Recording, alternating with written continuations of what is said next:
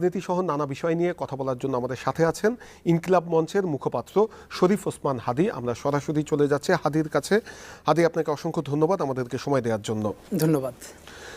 হাদী, যে বিষয়টি আপনি নিজেও দেখছেন, আপনি নিজেও বেশ কয়েক জায়গায় বক্তব্য রেখেছেন, গত কয়েকদিন ধরে যে রাজনৈতিক সংকট চলছে এটিকে কিভাবে দেখছেন এবং এখান থেকে উত্তরণের উপায় আসলে কি?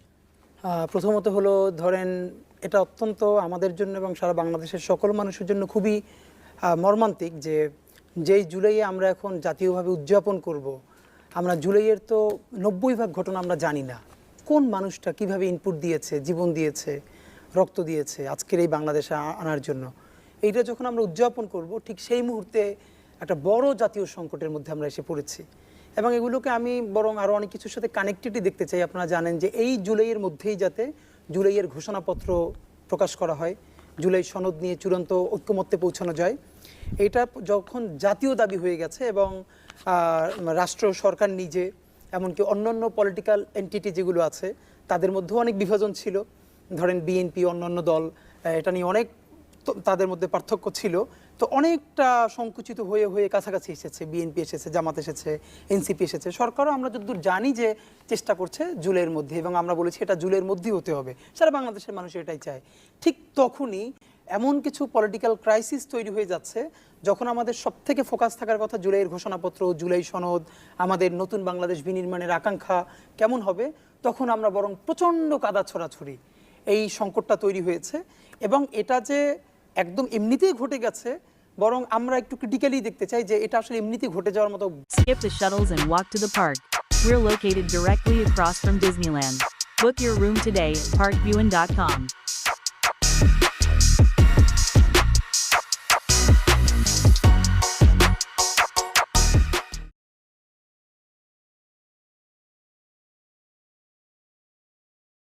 ব্যাপার না এর কোন সময়ে ঘটছে, কিভাবে ঘটছে, এটার সাথে অনেক কিছু যুক্ত থাকতে পারে। তো এই সংকটটা আসলে আমাদের মনে হয় সবচেয়ে গুরুত্বপূর্ণ। যে পলিটিক্যাল পার্টিসগুলো আছে, বিএনপি, জামাত ইসলাম, এনসিপি, যারা প্রধান স্টেক, অন্য সকল রাজনৈতিক দল, বিশেষ করে প্রধান ধারাগুলো, তারা যত সংকট, যত গালিগালাজ নিজেরা নিজেদেরকে দিক, অন্তত একটা জায়গায় তাদের বারবার বসতে হবে, প্রয়োজনে প্রতি ঘন্টায় তাদের সাথে আলাপ থাকতে হবে যে তাদের এই কাদা ছোড়াছুড়ির মধ্যে দিয়ে যাতে এখানে তৃতীয় কোনো শক্তি, সেটা বিভিন্ন শক্তি হতে পারে, তারা যেন এই স্পেসটা নিয়ে নিতে না পারে এবং প্রচণ্ড পলিটিক্যাল সংকট তৈরি করে বাংলাদেশকে যেন বিপদগামী করতে না পারে। আপনি যদি একটু ঘটনার সূত্রপাত দেখেন, মিটফোর্ড এলাকায় যে ভাঙাড়ি ব্যবসায়ী সোহাগকে বর্বরভাবে পিটিয়ে এবং পাথর দিয়ে মাথা থেতলে হত্যা করা হয়েছে, আমরা দেখলাম যে সেই ভিডিওটি এসেছে দুদিন পরে। তার 4 দিন আগে বিবিসিতে স্বৈরাচার শেখ হাসিনাকে নিয়ে একটি ডকুমেন্টারি প্রকাশিত হয়েছে এবং সারা দেশ তোলপাড়, এবং এটি একটি ঐতিহাসিক দলিল, তার ফোনো রেকর্ডিং সহ। তারপরে আমরা দেখলাম, তার দুদিন পরে দেখলাম আমরা সাবেক আইজিপি মামুন সাহেব তিনি রাজসাক্ষী হচ্ছেন। তারপরে এই ভিডিওটা আসলো। ভিডিওটা আসার পরে তারপরে আমরা দেখলাম যে বিচ্ছিন্ন জায়গায় বিভিন্ন সারা দেশে প্রতিবাদ শুরু হলো, বিক্ষোভ শুরু হলো। খুবই স্বাভাবিক, বিক্ষোভ সমাবেশ হতেই পারে, কিন্তু সেখানে আবার দেখলাম যে বিএনপির ভারপ্রাপ্ত চেয়ারম্যান তারেক রহমানকে নিয়ে কিছু কিছু জায়গায় খুবই কুরুচিপূর্ণ স্লোগান দেওয়া হচ্ছিল। এরপরে আপনি যদি দেখেন যে একটি পুরাতন ভিডিও, যেটি জিয়া রহমানের ছবি অসম্মান করা হচ্ছে আওয়ামী লীগের সময়, সেটি পাবলিশ করা হলো এবং রাতের ভেতরে এটি প্রমাণিত হলো যে এই ভিডিওটি আগের, ওই দিনের মতো এটি ঠান্ডা হচ্ছিল। পরের দিন দেখা গেল আইডিয়াল কলেজের কিছু শিক্ষার্থীকে দিয়ে একদম ঠিক সেমভাবে একটি ভিডিও বানিয়ে ফেসবুকে ছড়ানো হলো। তো এখানে তো আসলে এই ঘটনা পরম্পরা দেখে কি মনে হচ্ছে না যে এখানে আসলে খুবই পরিকল্পিতভাবে একটা অস্থিতিশীল পরিস্থিতি তৈরি করার জন্য উস্কানি দেওয়া হচ্ছে? আপনি কি মনে করেন? নিঃসন্দেহে দেখেন, একটা ব্যাপার হলো, এই কথাগুলো আমরা যতই বলি এটা তো অস্বীকার করা যাবে না যে এই সোহাগ, ওনাকে পৈশাচিকভাবে হত্যা করা হয়েছে, তো এটার কোনোভাবে তো আর জাস্টিফিকেশন নাই। কিন্তু ব্যাপারটা হলো এইটার ফ্রেমিংটা নিয়ে কিভাবে, যেমন আমরা অনেকবার বলেছি, আপনি খেয়াল করেন, এটা সরকার হোক, মিডিয়া হোক, যেই হোক, আমাদের প্রথম দায়টা বলেছি, এই ঘটনাটা ঘটার 48 ঘন্টার মধ্যেও আমরা কিন্তু কোনো মূলধারার মিডিয়ায় আমরা এটাকে দেখি নাই। 2-1টা পত্রিকা এটাকে ছোট করে ছেপেছে এবং সেটাও কারা কানেক্টেড সেটা বলে নাই। তো এই যে 48 ঘন্টার মধ্যে কোনো মূলধারা, আমি নিজে আবারও বলছি, কয়েকটা আমাদের যারা ভাই বন্ধুরা আছে বিভিন্ন মিডিয়ায় কাজ করে বোঝার জন্য তাদের সাথে কথা বলেছে যে এটা কি মিডিয়া হাউস জানতো না। তো দুই একটা হাউস বলেছে আসলে যে রিপোর্টাররা অত সিগনিফিক্যান্স নিয়ে আসলে ব্যাখ্যা করে নাই, যে জন্য কিছু জিনিস ছোট আকারে এসেছে। আবার কেউ কেউ বলেছে তারা এটা জানতো কিন্তু এটা বড় ধরনের সমস্যা হয় কি না। যেমন ধরেন কিভাবে সমস্যা, যে এই রিপোর্টটা এই টিভি থেকে প্রথম এসছে, তাহলে তোমাকেই ধরবো, তুমি এটা কেন সামনে এনেছো। তো এই ভয়টাও একটা ছিল। কিন্তু যেভাবে হোক এটা তো মিডিয়া থেকে ব্ল্যাক আউট ছিল। ধরেন আমরা যে হাসিনা আমলের যে মিডিয়ার প্যাটার্ন, এখন সেই মিডিয়া যদি ন্যূনতম একটু ঝেড়ে উঠতে না পারে, যে ন্যূনতম একটা প্রফেশনালিজম চর্চা করতে পারে, তাহলে আমরা যে সামনে নির্বাচন হবে সে সময় আমরা কি মিডিয়া পাবো। এবং মিডিয়া তো তখন সব থেকে গুরুত্বপূর্ণ ভূমিকা পালন করতে হবে।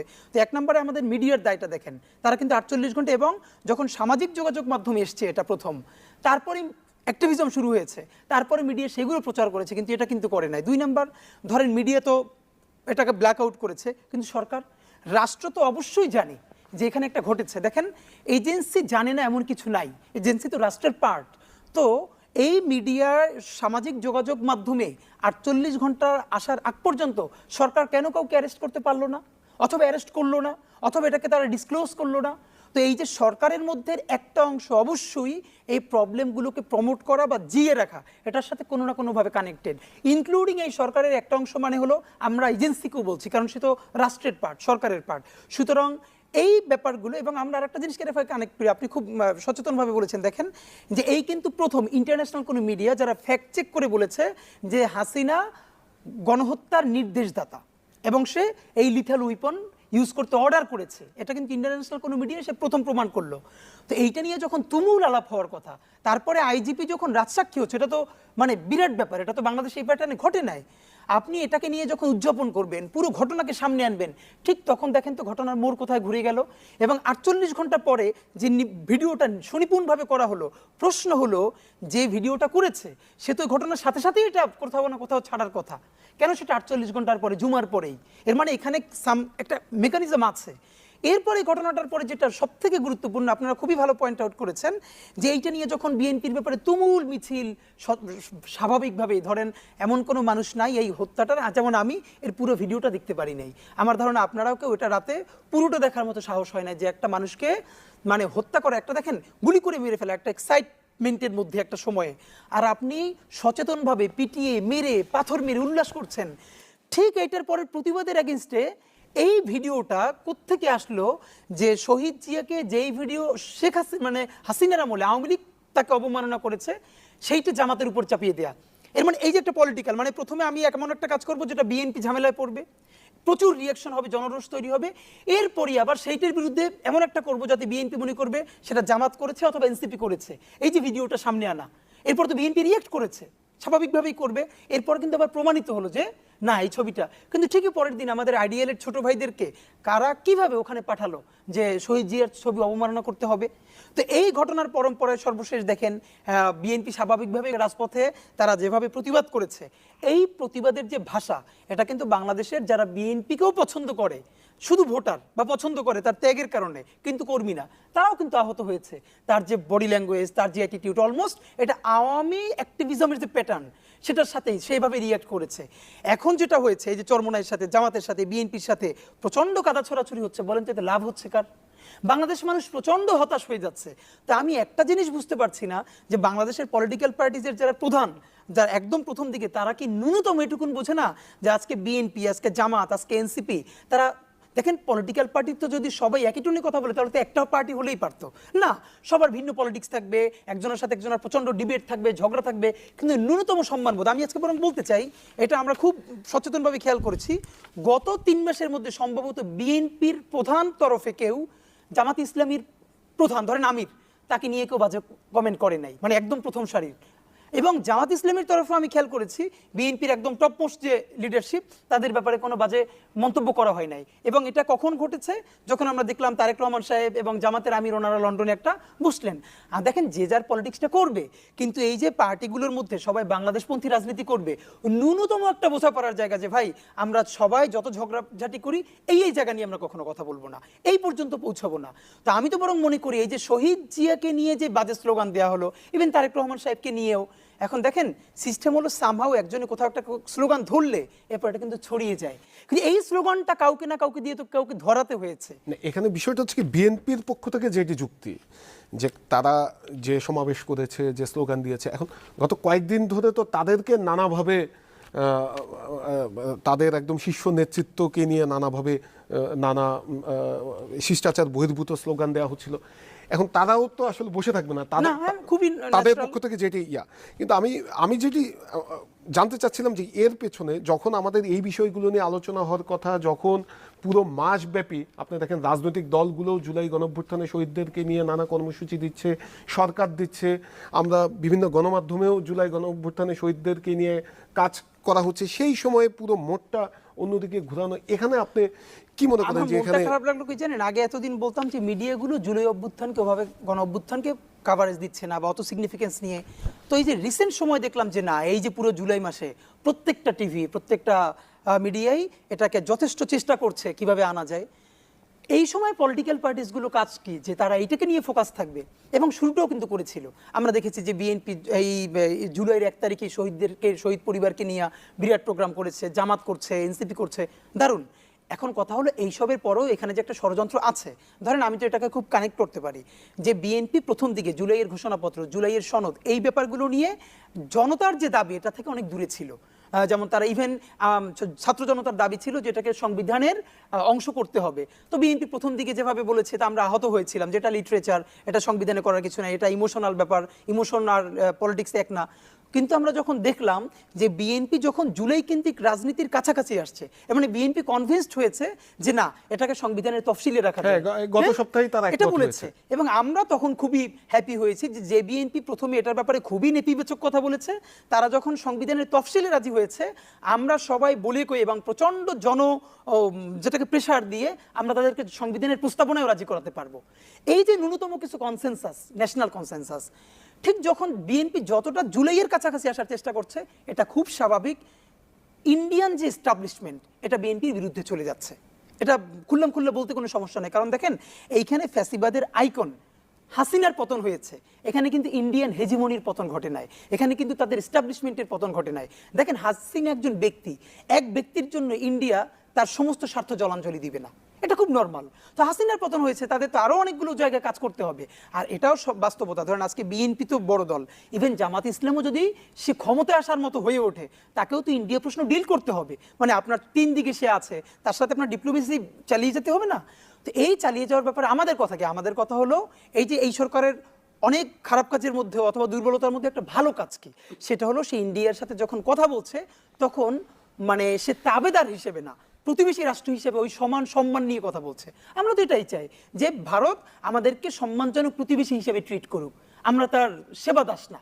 তো এই যখন জায়গাটা বিএনপি, দেখেন আমরা তো এটা বুঝতেই পারি যে বিএনপির একটা অংশ আওয়ামী লীগের সাথে ইন্ডিয়ার সাথে ওই নেগোসিয়েশনটা যাচ্ছিল, এবং সামাও তাদের তরফে চাপও ছিল যে আপনারা এভাবে করেন, অথবা আওয়ামী লীগকে এতটুকুন স্পেস যদি দেন তাহলে আমরা আপনাকে হেল্প করব, তারা এভাবে চেষ্টাও করেছে। কিন্তু বিএনপি যখন দেখলো যে বিএনপির যে মূল সাপোর্টার তারাই আহত হচ্ছে তার এই স্ট্যান্ডে, তো তারা হয়তো এটা চিন্তা করে জুলাইয়ের পক্ষে বেশি অ্যাক্টিভিজম শুরু করেছে, এবং জনতার দাবি যেটা, এবং যখনই সে বেশি বেশি জনতার কাছে আসছে তখনই কিন্তু তার বিরুদ্ধে এই স্ট্রাকচার্ড, আই রিপিট, এর মানে কিন্তু বিএনপি ধোয়া তুলসী পাতা না, তার চাঁদাবাজি আছে, সন্ত্রাস আছে, বলায় গণধর্ষণের মতো রিপোর্ট তার আছে। এই সব সত্ত্বেও এর মানে আমাদের প্রশ্ন হলো সে এইরকম একটা হত্যাকাণ্ড কি সেদিনই করেছে না আরও করেছে? তখন তো সামনে আসে নাই। এই সময়টাই কেন, যখন জুলাই সনদ, যখন জুলাই ঘোষণাপত্র, যখন বিএনপি একটু জুলাইয়ের দিকে আসছে, তখন আমরা স্পষ্ট মনে করি এটা একটা অ্যাপলিটিক্যাল সিচুয়েশন তৈরি করবার জন্য আজকে জামাত বা এনসিপি তাদেরকেও বুঝতে হবে যে আজকে বিএনপি যদি এই ক্রাইসিসের মধ্যে পড়ে, বিএনপি ধরেন একদম নাই হয়ে যাবে, 1 মাস পরে এই সমস্যাটা কিন্তু জামাতের নামে একদিন বের হবে, অমুকটি পিটিয়ে মেরে ফেলেছে, জামাত টিকতে পারবে না 3 দিন, এরপর এনসিপির বিরুদ্ধে আসবে, সে টিকতে পারবে না 3 ঘন্টাও। এর মানে পুরো জনগণকে একটা অ্যাপলিটিক্যাল জেনারেশন বানিয়ে ফেলা, এবং তারপরে কিছু সুশীল, কিছু এনজিওবাদী, কিছু বহির্বিশ্বের সফট পাওয়ার, এই মিলে ঝিলে এমন একটা গভর্নমেন্ট প্রতিষ্ঠা করা যেখানে মূলত একটা বিরাজনীতিকরণ। তো আমরা বলেছি কি, আমরা প্রচন্ড গালিগালাজ করে বকাঝকা করেও এই রাজনীতিবিদদেরকেই জুলাইয়ের পক্ষে রাখতে হবে, ইনসাফের পক্ষে রাখতে হবে, কিন্তু বিরাজনীতিকরণ তো ভালো জিনিস না। কারণ আমরা তো 1/11-এর এক্সপিরিয়েন্স দেখেছি কি হয়েছে। এবং আপনাকে সব থেকে ভয়াবহ ব্যাপার বলি, যদি বিরাজনীতিকরণ করা যায় সেটার মধ্যে থেকে সব থেকে বড় বেনিফিটেড হবে আওয়ামী লীগ। এই বিরাজনীতিকরণের মধ্য দিয়ে আওয়ামী লীগ কি একসময় ব্যাক করবে, কারণ 1/11 কিন্তু বিরাজনীতিকরণ হয়েছিল, তার ফলাফল ভোগ করেছিল কে? আওয়ামী লীগ। কি ভয়াবহ বাংলাদেশ হয়েছে। তো এইটা আমাদের পলিটিক্যাল লিডার্সদের বোঝা উচিত যে আপনার ন্যূনতম একটা জায়গায় কনসেনসাস। হ্যাঁ, এখন একটা কথা, এখন আপনি জামাত বা এনসিপি তো বলবে যে ভাই তারেক রহমান সাহেবের বিরুদ্ধে যে এইভাবে বাজে স্লোগান হয়েছে, এইটা আমরাই যে দিয়েছি এর কোনো প্রমাণ আছে? এই জন্য ব্যাপার হলো যে কোনো স্লোগান, কোনো অ্যাক্টিভিজম এক্স্যাক্টলি কার কাছ থেকে উঠতেছে এইটা শতভাগ কনফার্ম না হয়ে, ধরেন আওয়ামী লীগেরই একজন অথবা যারা ষড়যন্ত্র করছে তাদেরই একজন প্রথমে এনসিপির হয়ে বা জামাতের হয়ে বিএনপির বিরুদ্ধে এভাবে উস্কে দিল, পরের দিন বিএনপির হয়ে জামাতের বিরুদ্ধে উস্কে দিল, এরপর নিজেরা প্রচন্ড মারামারি করলো, জাতির রাষ্ট্র ধ্বংস হয়ে গেল, মধ্যে বেনিফিটেড হবে কে? এটুকুন পলিটিক্যাল বুঝ আমাদের থাকতে হবে। পিয়ার পদ্ধতি আমরা দেখছিলাম যে ইসলামী আন্দোলন তারা এই পিয়ার পদ্ধতির দাবি প্রথম জানায়, পরে জামায়াতে ইসলামীও সেটিতে সমর্থন দেয় এবং দুদিন আগেও তারা বলেছে যে জাতীয় সংসদ নির্বাচনে ভোটের অনুপাতে আসন বন্টন পদ্ধতির থাকতে হবে।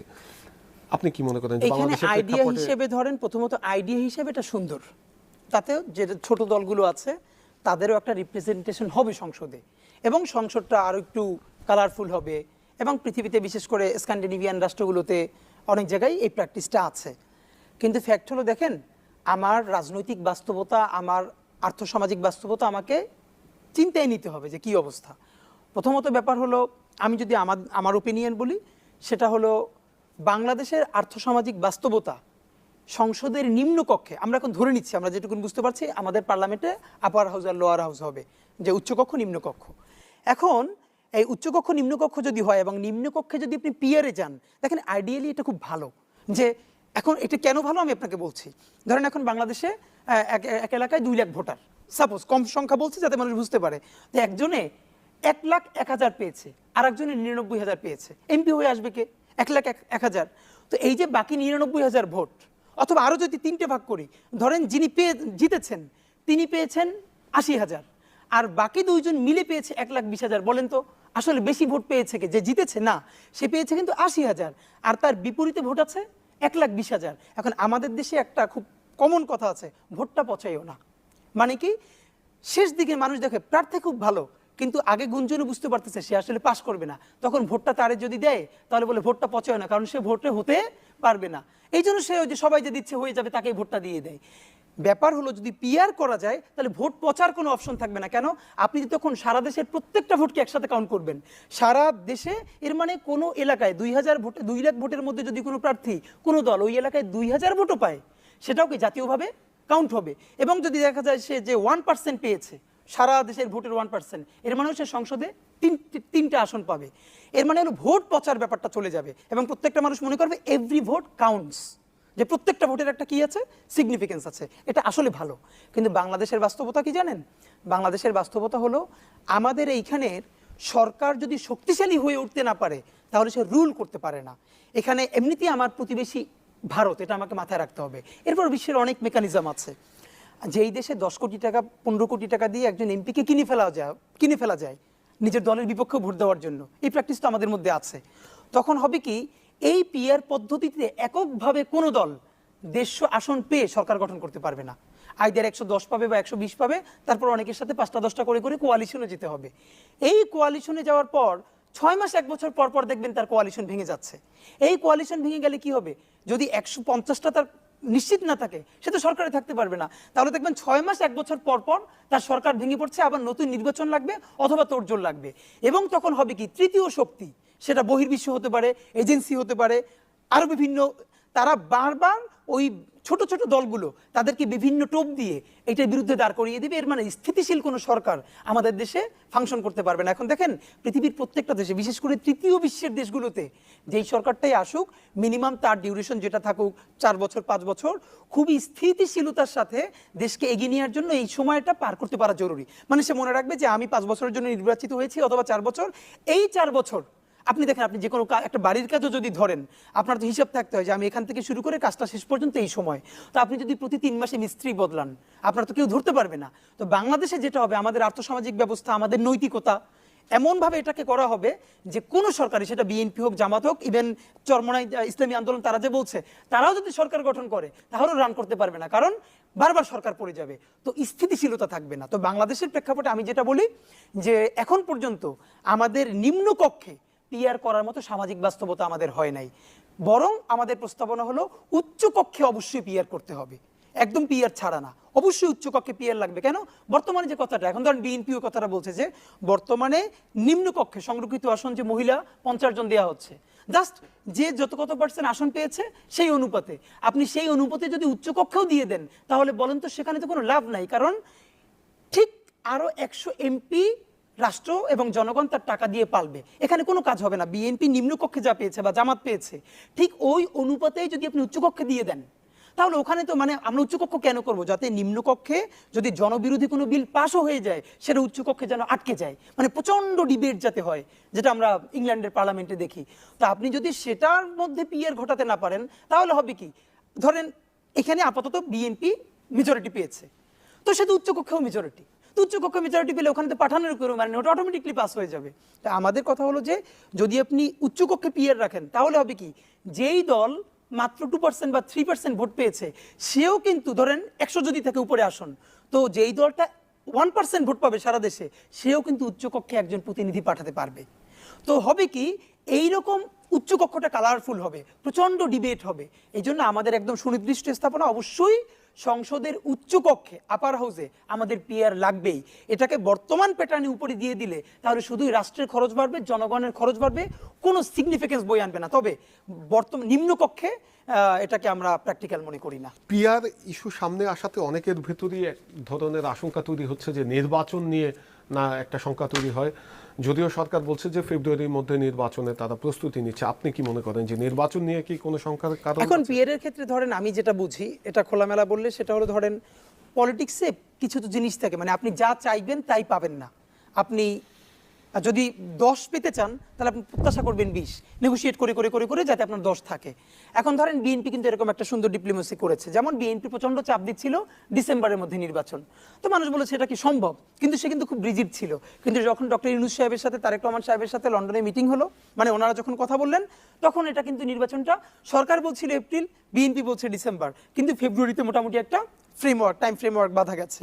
এর মানে আমার ধারণা বিএনপি ওটা হিসেব করেই বলেছে যে আমরা চাইবো ডিসেম্বর, তাতে যাতে অন্তত ফেব্রুয়ারিটা পৌঁছায়, এর মানে ওই প্রত্যাশা করা। তা আমার যেটা ধারণা, যদি জামাত ইসলামী, ইসলামী আন্দোলন, অপরাপর অন্যান্য সকল এনসিপি, তারা যেটা বলছে যে লোয়ার হাউজেই সংসদের নিম্নকক্ষে পিআর লাগবে, তো এটা এমনও হতে পারে যেমন সরকার, বিএনপি কিন্তু আপার হাউসে পিআর চায় না, কিন্তু এটা যে কোনোভাবে বিএনপিকে জাতির জন্যই, বাংলাদেশের উপকারের জন্য তাকে রাজি করাতে হবে যে প্লিজ। এখন বিএনপি যেহেতু উপরে চাচ্ছে না, উপরেও চাচ্ছে না, তো সেই হিসেবে যদি পুরো বিরোধী জোট তারা নিম্নকক্ষে চেয়ে থাকে, তাহলে আমার ধারণা এই নেগোসিয়েশনের মধ্যে যদি এমন হয়, কারণ পলিটিক্স মানেই হলো নেগোসিয়েশন, ডিলিং, প্রচুর ঘন্টার পর ঘন্টা নিজেরা বসতে হবে, দিনের পর দিন বসতে হবে।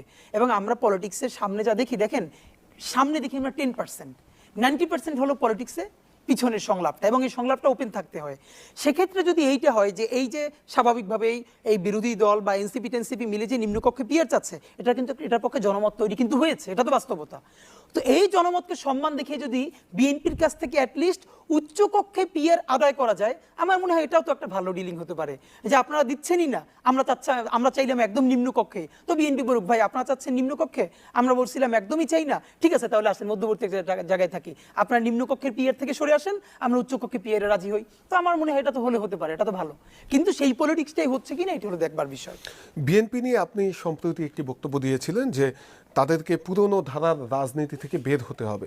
নতুন ধারার রাজনীতির স্ট্যান্ডার্ড কি, মানে এই স্ট্যান্ডার্ডটা কিভাবে নির্ধারণ হচ্ছে? ধরেন যদি আমি খুব ফিলোসফিক্যালি বলি, তাহলে অনেক কঠিন কথা, এটা মানুষ পছন্দ করবে না। আমরা সহজ যেটা বুঝি, যেই প্যাটার্ন, মানে পলিটিক্সের তো একটা প্যাটার্ন আছে, পলিটিক্স তো একটা অ্যাক্টিভিজমের জায়গা, যে একজন এলাকায় একটা উপজেলায় পলিটিক্স করে বা জেলায়, তো মানুষ কি দেখে যে ক্ষমতাসীন দল 100 বাইক নিয়ে শাঁ করে চলে যাচ্ছে, সেখানে ধুলো উড়ে মানুষের মাথায় লাগতেছে, যিনি নেতা তাকে সামনে পিছনে লোকজন, এই যে প্যাটার্নটা, তা আমরা বলেছি যে না, দেখেন বাইক নিয়ে শোডাউন দেয়া, হাজার হাজার মানুষ রাস্তা আটকে অন্য মানুষকে কষ্ট দেয়া, আমাদের এই বিশেষ করে বিএনপি, জামাত ইসলামী, এনসিপি এরা সবাই মিলে নৈতিক কিছু সিদ্ধান্ত আসবে। ধরেন আমার বাড়িটা আজকে রং করালাম, আপনি বাড়িটা রং করালেন, আপনি কালকে উঠে দেখবেন নির্বাচনী পোস্টারে আপনার ঘরটা ছেয়ে দিয়েছে, আপনি একদম মন খারাপ করবেন। নাগরিক পার্টি তো নতুন ধারা রাজনীতির কথা বলেছে, এবং কিন্তু আমরা তো দেখছি তারাও তো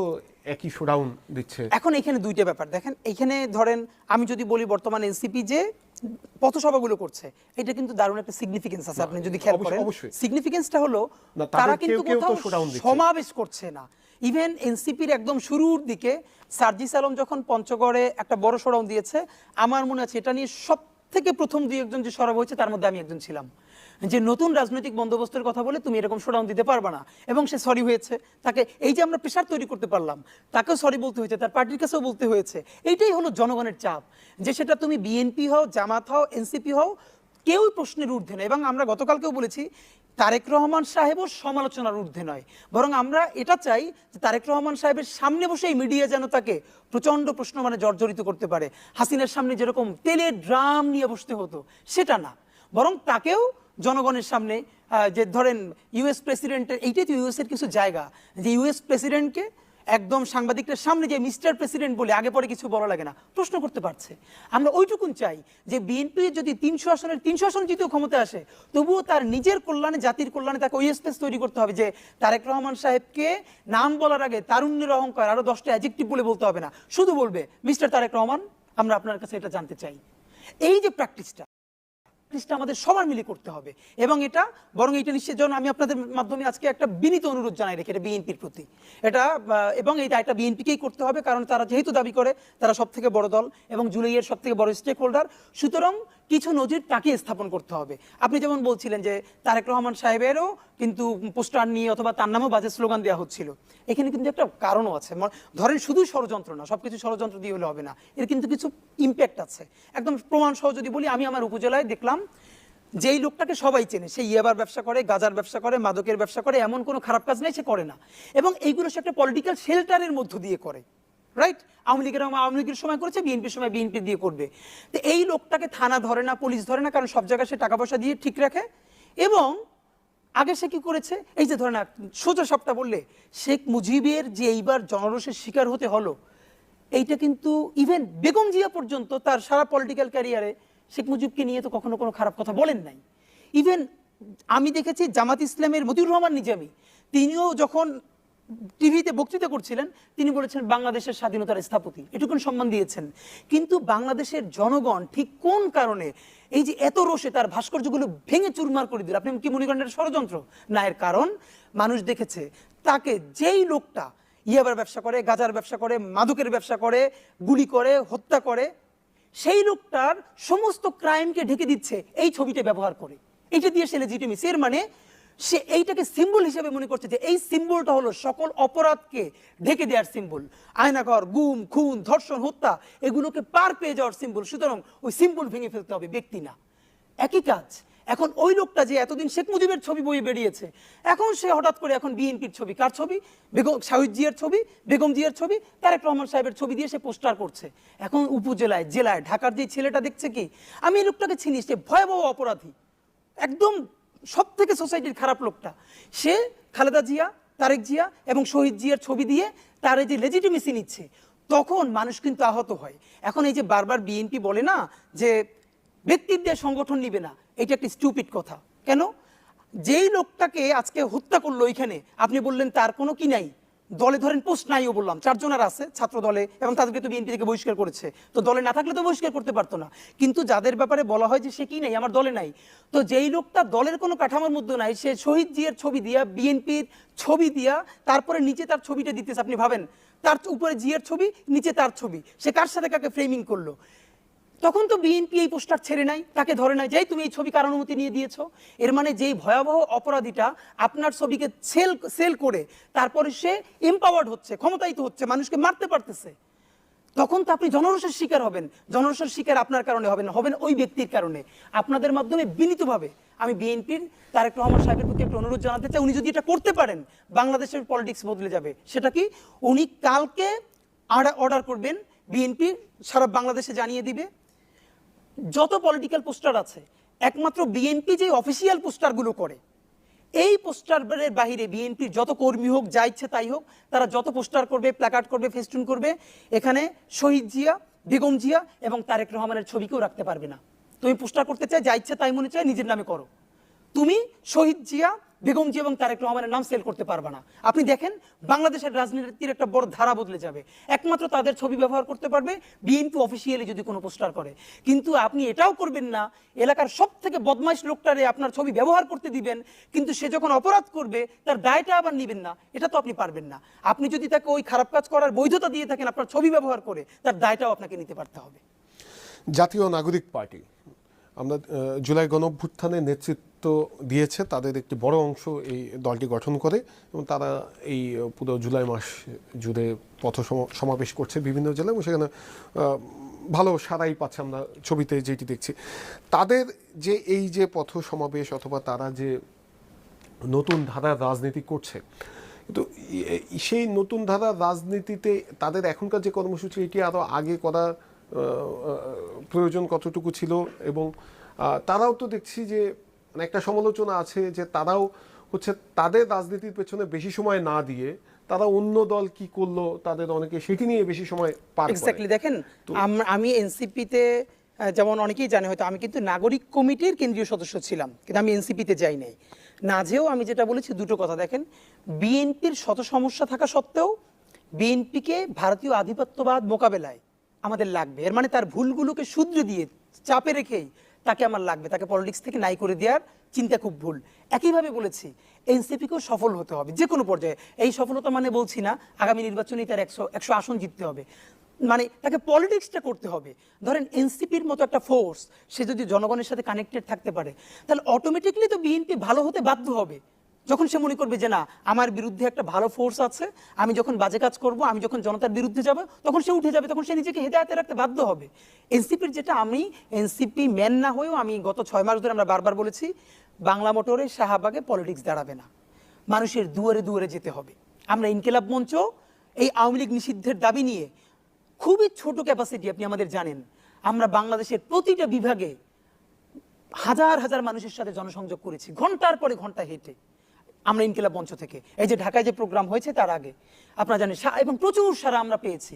আমরা সেই মডেল থেকে বলেছিলাম হাসনাতদেরকে, নাহিদদেরকে সবকিছু ছেড়ে সারা বাংলাদেশের মানুষের সাথে মিশতে হবে। হ্যাঁ, তারা এটা গেছে, খুব ভালো রেসপন্স পাচ্ছে, এটা খুবই ভালো। হ্যাঁ, এটা আরো আগে যেতে পারলে ভালো হতো, তবে এটাও তো সত্য, ধরেন পলিটিক্স গুছানো, পার্টি, এগুলোর জন্য পয়সা দরকার, এটা কিন্তু বিরাট ব্যাপার। মানে পলিটিক্স আমরা যত মুখের কথা বলি, এখানে বসে টকশো করি, এইটা একটা ব্যাপার। আর হলো আমার কিন্তু একটা ছেলে রিক্সা আসলেও তার 50 টাকা ভাড়া দিতে পারতে হয়, তো এইটা গুছিয়ে যাওয়া, হ্যাঁ তারা আগে করতে পারলে আরো ভালো হতো। বাট এখন যেটা শুরুটা করেছে, তাদের প্রতি শুধু একটাই কথা, সমস্ত চাঁদাবাজি এইগুলো থেকে দূরে থেকে শতভাগ সততার সাথে তারা যদি এই রাজনীতিটা করে যেতে পারে, মানে শুধু লোক দেখানোর জন্য না, সত্যিকারেই এটা যদি করে যেতে পারে, আপনি লিখে রাখেন আগামী 10-20 বছর পর বাংলাদেশের পলিটিক্সের অত্যন্ত গুরুত্বপূর্ণ স্টেক হোল্ডার হয়ে উঠবে তারা, তাদেরকে উপেক্ষা করতে পারবে না কেউ। কিন্তু এর মধ্যে অনেক ট্র্যাপ পড়বে, লক্ষ লক্ষ টাকা, কোটি কোটি টাকা, আরও অনেক কিছু। তাদের জীবনটা হতে হবে মাটির মতন, মানুষকে দেখানোর জন্য না, একদম রিয়েলি থেকে ফিল করাতে হবে যে তোমার জীবন চেয়ারের ওপাশে যে বসে আছো আর আমি এ পাশে, খুব বেশি পার্থক্য আমার নাই, আমার জীবনে সব কিছু ওপেন থাকতে হবে। এইটা যদি করা যায়, জনগণ দেখেন অনেক ভুল না জনগণ মাফ করে দেয়, কিন্তু আর্থিক অসততা এগুলো মানুষ মাফ করতে চায় না, মানুষ খুব কষ্ট পায়। আর এইটা যদি দেখেন, বিএনপি খুব বেশি প্রত্যাশা আমাদের কাছে নাই, কারণ তারা পুরনো রাজনৈতিক পুরনো ধারার দল। জামাতের কাছে আমাদের খুব প্রত্যাশা নাই, কিন্তু আমাদের প্রত্যাশা হলো যারা নতুন বাংলাদেশের স্বপ্ন দেখাতে চেয়েছিল তারাও যদি ঘুরে ফিরে তাদের মতো হয়ে যায়, ওইটা হলো আমাদের আফসোসের জায়গা। সুতরাং তাদেরকে যদি সততার সাথে দাঁড়িয়ে থাকতে পারতে হবে, যে একটা ভোট পাইয়েন না পাই, একটা আসন পাইয়েন না পাই, যেটা সত্য ওটা বলবোই বলবো, যা সঠিক মনে করি ওটা বলবোই বলবো। দেখেন রাজনীতিটা ভাই 5 বছরের না, আগামী নির্বাচনের না, রাজনীতি সারা জীবনের, আগামী 50 বছরের। তারা যদি এটার উপরে দাঁড়িয়ে থাকতে পারে তাহলে ভবিষ্যতের রাজনীতি তাদের। এখন ব্যাপার হলো তারা এটা কতদিন করতে পারে। ইনকিলাব মঞ্চের ভবিষ্যৎ কি? আপনারা কি রাজনৈতিক দল হবেন নাকি আপনারা এই যে সাংস্কৃতিক অথবা প্রেসার গ্রুপ হিসেবে একটা আছেন? এখানে আমরা খুব ক্লিয়ার করেছি, ইনকিলাব মঞ্চ কোনোদিন পলিটিক্যাল পার্টি হবে না, এটা আমাদের খুবই ক্লিয়ার জায়গা। তাহলে কি আমরা রাজনীতি করি না? কে বলেছে আমরা রাজনীতি করি? আমরা জুলাইয়ের রাজনীতি করি, কিন্তু আমরা দলীয় রাজনীতি করি না। অনেকেই বলে না যে আমরা রাজনীতি বুঝি না, আমরা সাংস্কৃতিক। এটা একটা খুবই 2 নম্বরই কথা। এটা হলো ওই যে আগের ছায়ানট দিচির মতো, যে আমরা কিছু রাজনীতি বুঝি না, কিন্তু আমরা খালেদা জিয়ার বাড়ি ঘেরাও দেওয়া বুঝি। তো খালেদা জিয়া অবরোধ রাখলে মানুষের কষ্ট হয়, এই জন্য তোমরা খালেদা জিয়ার বাড়ি ঘেরাও দেওয়া বোঝো। হাসিনা হেলিকপ্টার থেকে গুলি করলে মানুষের কষ্ট হয় না, তখন তোমরা ঘেরাও দেওয়া নাই কেন গণভবন? সুতরাং আমাদের ব্যাপারে এই 2 নম্বরই নেই, হিপোক্রিসি নেই। আমরা বলি আমরা প্রচন্ড রাজনীতি সচেতন। আমাদের রাজনীতিটা হলো বাংলাদেশের স্বাধীনতা, সার্বভৌমত্ব এবং ভারত সহ সকল আধিপত্যবাদের বিরুদ্ধে। সকল দলকে আমরা প্রেসারে রাখতে চাই। হ্যাঁ, আমরা এই কাজগুলো কালচারালি বেশি মুভ করতে চাই, এবং আমরা সেখানেও মনে করি এই যে পলিটিক্স, পলিটিক্যাল ভয়েস, এটা কালচারেরই অংশ। হ্যাঁ, আমরা যদি কখনো পলিটিক্স করি সেটা ভিন্ন পার্টি হতে পারে, আমাদের ভিন্ন উদ্যোগ হতে পারে, কিন্তু ইনকিলাব মঞ্চ যেটা একদম এক্স্যাক্টলি চাই, সে বাংলাদেশপন্থী একটা সাংস্কৃতিক সংগ্রাম এবং সাংস্কৃতিক বিপ্লব চাই। সেটা শুরু হলো এখন, সেটা আমাদের এই জীবদ্দশায় আগামী 10 বছর, 20 বছর, অথবা আমাদের 3 জেনারেশন পরেও হতে পারে। কিন্তু আমাদের একদম চাওয়াটা হলো মননে মগজে বাংলাদেশপন্থী একটা সাংস্কৃতিক জাগরণ, যেটা চীনে হয়েছিল কালচারাল রেভলিউশন। আমাদের স্বপ্ন হলো ওটা, যে আমরা একটা কালচারাল রেভলিউশন করতে চাই। আপনি নিজে নির্বাচন করার ঘোষণা দিয়েছেন সামাজিক যোগাযোগ মাধ্যমে, এবং আপনি বেশ কয়েক জায়গায় বলেছেন যে শাহবাগ এলাকা থেকে আপনি নির্বাচন করতে চান। সেটি কি স্বতন্ত্রভাবে নির্বাচন করতে চান নাকি কোনো দলের হয়ে? হ্যাঁ, এটা আমি স্বতন্ত্র, এটা আমি বলেছি যে শাহবাগ মানে যেটা ঢাকা 8, এখানে আমি নির্বাচন করতে চাই এবং সেটা স্বতন্ত্রভাবেই করতে চাই। তবে সেক্ষেত্রে বলেছি, যেমন ধরেন কোনো দলই তো আমাদের, দেখেন বিএনপিকে আমরা বকা দেই, আবার তার ভালো কাজের প্রশংসা করি, জামাত ইসলামকে বকা দেই, ভালো কাজের প্রশংসা করি। এর মানে এই জায়গাটা তো আমরা মেনটেন করি, যার যেটুকুন ভালো বলি। তো তারা যদি মনে করে, আমি বলেছি যে এই আমি যেটুকুন বা আমরা সবাই মিলে যে ভয়েসটা তুলতে পারি, এটুকুন দেশ ও জাতির জন্য উপকারী, তারা যদি মনে করে, তো তাদের প্রতি আমাদের হলো যে হ্যাঁ, অনেকে আমাকে বলতে পারে তোমরা আমাদের দলে যোগ দাও। কিন্তু আমরা বলেছি বরং দেখেন 2-1টা জায়গা রাখা দরকার, যাতে তারা ওই স্বতন্ত্রভাবে, স্বাধীনভাবে সবাইকেই ধরতে পারে এবং কথা বলতে পারে। তো আপনারা যদি ওটা চান, তাহলে বিএনপি যদি মনে করে যে আমাদের মতো ছেলে মেয়েদেরও পার্লামেন্টে রিপ্রেজেন্টেশন দরকার, তাহলে তারাও আসনে প্রার্থী না দিতে পারে। জামাত ইসলাম যদি মনে করে না এরকম কিছু ছেলে মেয়ে দরকার, তাহলে ওখানে তারা প্রার্থী না দিতে পারে। তো আমরা বরং বলবো যে আপনাদের মার্কে আমাদেরকে কেউ প্রার্থী না করে, মানে এই রিকোয়েস্ট না করে, বরং আপনারা আমাদের অনার করেন, আর ওই জায়গায় প্রার্থী দিয়েন না, আমরা চেষ্টা করি। এইটা হলো আমাদের জায়গা। এখন বলবেন যে তাহলে এই পলিটিক্স, এই আসনটা দেখেন, আগামী এমপি হওয়া, যদি মানুষ মনে করে এমপি হতে হবে, ভোট দিয়ে দেয়, ইটস ওকে। মানে যদি দেশের প্রয়োজনে কোনোদিন আমাদের প্রধানমন্ত্রীও হতে হয়, অতটুকুন সততা, সাহস, যোগ্যতা ওইটা অর্জন করবার সক্ষমতা আমাদের আছে এবং সাহস আছে। কিন্তু প্রধানমন্ত্রী হওয়া, এমপি হওয়া, মন্ত্রী হওয়া, এটাই একমাত্র কাজ না।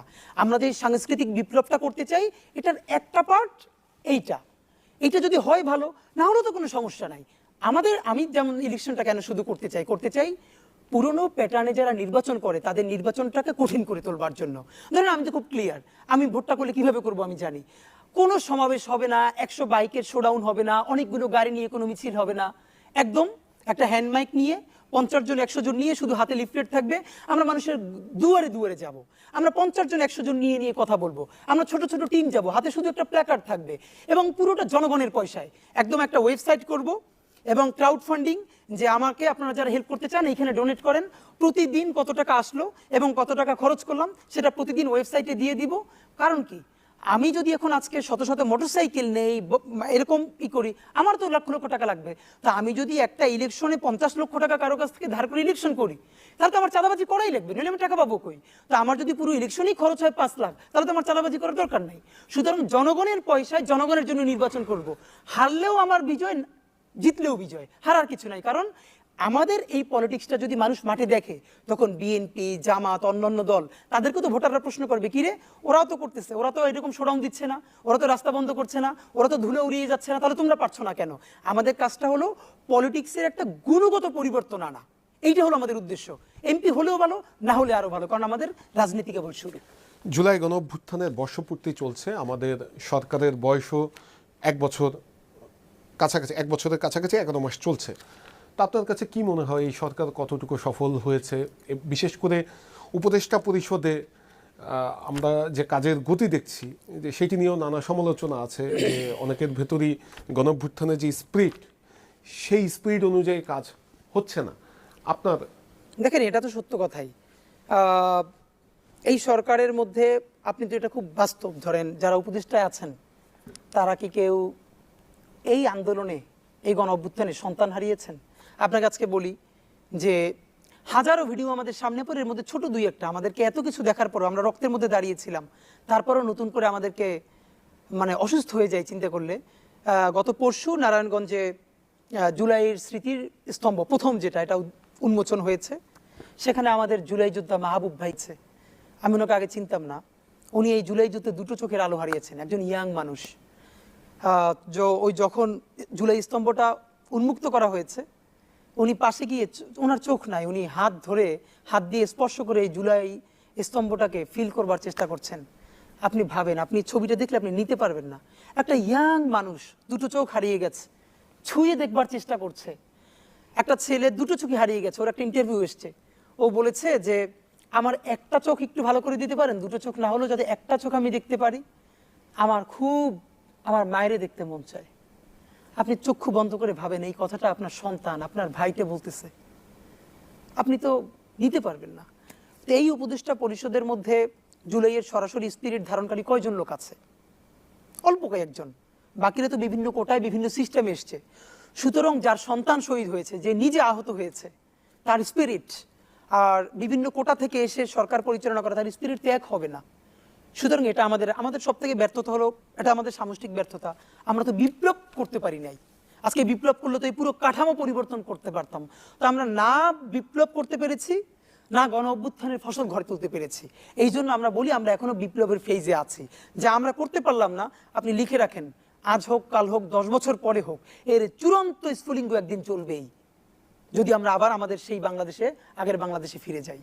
তো এই সরকারের তো এটা ব্যর্থতা, সে কিভাবে করবে? সে তো এখন পর্যন্ত জুলাই ঘোষণাপত্র, সরকার পলিটিক্যাল পার্টিগুলোর সাথে বসার চেষ্টা করছে, গুড, কিন্তু তার সমস্ত দায়বদ্ধতা কি শুধু রাজনৈতিক দলের সাথে? এই আন্দোলনের, এই অভূতপূর্ব বিপ্লবের বা গণ অভ্যুত্থানের একমাত্র স্টেক হোল্ডার কি পলিটিক্যাল পার্টি?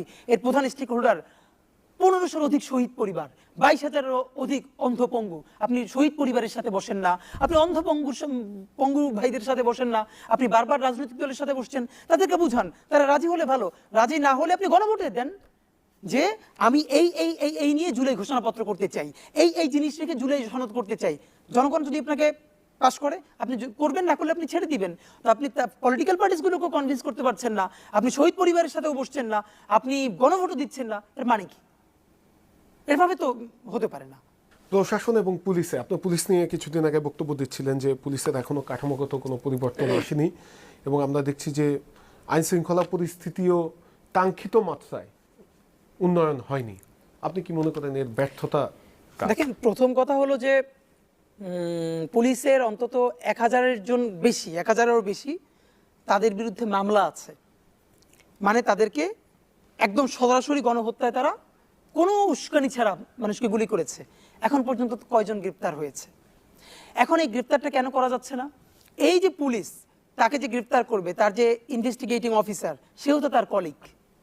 তো একজন কলিগ যখন তার বিরুদ্ধে রিপোর্ট দিবে, এটা তো ক্রাইসিস তৈরি করছে।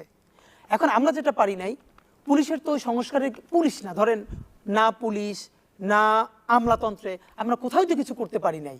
এখানে কিছু বিগ শট খেলা দরকার ছিল। যে বিগ শটটা ডক্টর ইউনূস যে কয়বারই খেলতে গিয়েছেন, ততবারই তাকে আবার সরে যেতে হয়েছে। এইখানে আমি বলবো জাতিগত দায় বাংলাদেশের পলিটিক্যাল পার্টিসগুলোর। আজকে এই যে বর্তমান সরকারটা, এটা স্বাধীন বাংলাদেশের সব থেকে দুর্বলতম সরকার। সে না আমলাতন্ত্রে কোনো অ্যাকশন নিতে পারছে, না পুলিশে। যেই চায় আমলাতন্ত্র হরতাল ডাকে, কাজ করবে না সচিবরা। অদ্ভুত ব্যাপার, যেই অতিরিক্ত সচিবরা 4 তারিখেও হাসিনার পক্ষে কালো ব্যাজ ধারণ করে মিছিল দিয়েছে, সে আবার এখন কোন সাহসে হরতাল করে এবং সরকারকে থ্রেট করে? মানে যখনই তাকে আপনি সাইজ করে ফেলবার কথা আপনি করেন, এখন উল্টো সে আপনাকে দৌড়ানি দিচ্ছে প্রত্যেকটা জায়গায়। এর মানে যখন সুযোগ ছিল, এবং এই সিচুয়েশনের একমাত্র সরকার দায়ী না, বাংলাদেশের রাজনৈতিক দলগুলোর দায়ী আছে, এবং বড় একটা দায় বিএনপির। আমরা হাতে পায়ে ধরে বলেছিলাম, দেখেন অন্তত 2টা বছরের জন্য আপনারা সবাই মিলে একটা জাতীয় সরকার করেন। আপনি ভাবেন, আজকে এই সরকারটা যদি, এই সরকারের মধ্যে বিএনপি থাকতো, জামাত ইসলামী থাকতো, ছাত্ররা থাকতো, সবাই মিলে, এইটা হতো ইতিহাসের সব থেকে শক্তিশালী সরকার। আমলা সোজা হয়ে যেত, পুলিশ সোজা হয়ে যেত, মৌলিক সংস্কার হয়ে যেত, এবং ইতিহাসের সেরা কিছু সিদ্ধান্ত আমরা এই সময় নিতে পারতাম। এখন এই সরকারের সাথে কোনো পলিটিক্যাল এন্টিটি নাই, যখনই সে আমলার বিপক্ষে যায় তখন তারা বিএনপির সাথে সম্পর্ক রেখে বলে, কারণ সে জানে এই সরকার তো আছে 6 মাস, তারপরে তো বিএনপি আসবে। সে বিএনপির সাথে নেগোসিয়েশন করে এই সরকারের বিরুদ্ধে দাঁড়ায়, বিএনপি কিছু করতে পারে না। কখনো জামাতের সাথে নেগোসিয়েশন করে, কখনো মানে হচ্ছে না তো কিছু। তো এই যে আমি এবং আবারও এটা দায় বলবো, এটা বিএনপির একটা বড় দায় আছে, কারণ সে বড়। তাকে প্রস্তাব দেওয়া হয়েছিল ছাত্র জনতার পক্ষ থেকে, প্লিজ আপনারা জাতীয় সরকারে আসেন, কিন্তু তারা মনে করেছে না, আমি শুধু শুধু অনির্বাচিত সরকারে কেন আসবো, আমি ভোটে জিতে তারপরে আসবো। আপনি এই কথাটা বললেন, আজকে যদি জুলাই না হতো, আপনি ভোটে তো দেশ থেকে উঠে গেছিলেন, আপনি কবে আসতেন? সুতরাং আপনি যে সুযোগ পেয়েছিলেন সকল দলের সাথে নিয়ে, হ্যাঁ আপনি নেগোসিয়েট করতেন যে আমাদেরকে বেশি দিতে হবে, বড় দলটাও। কিন্তু এই সরকারে বিএনপি, জামাত, এই আন্দোলনের সকল অংশীদাররা মিলে 2 বছরে যদি একটা জাতীয় সরকার হতো, আমরা অধিকাংশ মৌলিক সংস্কার করে ফেলতে পারতাম। তখন কোথায় পুলিশ, কোথায় আমলা, কেউ কোনো কথা বলতে পারতো না।